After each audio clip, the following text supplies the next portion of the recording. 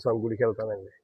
వెళ్ళి అలాగే ఎప్పుడు మామూలుగానే ఈరోజు గూడా మా పాపను తీసుకొని అడ్డ రోడ్‌లో వెంకటేశ్వర స్వామి గుడికెళ్ళి వస్తా ఉండంగా, ఈదల అడ్డ రోడ్డు దగ్గర నుంచి నన్ను ఫాలో అవుతూ బుల్లెట్ మీద ఒక బడిత పెట్టుకొని వచ్చాడండి. నా ఎనకమాల బుల్లెట్ వస్తుంది గదా అని చెప్పి నేను సైడ్ ఇచ్చా.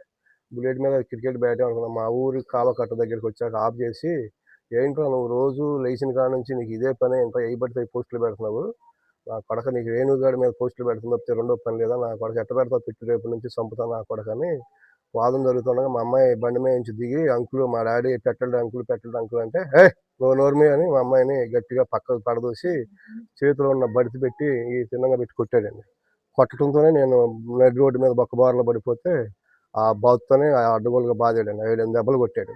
బ్లడ్ ఒకసారి చిన్నోళ్ళకే మా అమ్మాయి ఒకసారి, "అమ్మో! మా నాన్న చచ్చిపోయాడని" పెద్దంగా అరవంగానే, చచ్చిపోయాడు నా కొడుకు అనుకోని బడిత పెట్టి ఆడేసి, "పెట్టు నా కొడకా రేపటి నుంచి ఎట్ట పెడతావు పోస్టులు" అని చెప్పి అని బడిత ఆడ పడేసి ఎళ్ళండి. మా ఊరు వేణుకి నాకు కొద్దిగా రాజకీయంగా వాదనలు నేను మా ఊరు గ్రామ పార్టీ ప్రెసిడెంట్ అండి. అతను కూడా అతని మీద అతను కేసులు పెట్టుకున్నాం. ఆల్రెడీ పోలీస్ స్టేషన్‌లో ఉంది ఎఫ్ఐఆర్ కాపీ చేసి. ఈ పోస్టులు అనకొండ అని నేనేదో పోస్ట్ షేర్ చేశానని చెప్పేసి అతనే నా మీద ఇది దాడి చేపించాడండి. నాకు అతని వల్ల రేపు రాబోయే రోజులైనా ప్రమాదం ఉందండి. అతని మీద కఠినమైన చర్యలు తీసుకోవాలని నేను మన ద్వారా నేను కోరుకుంటున్నాను.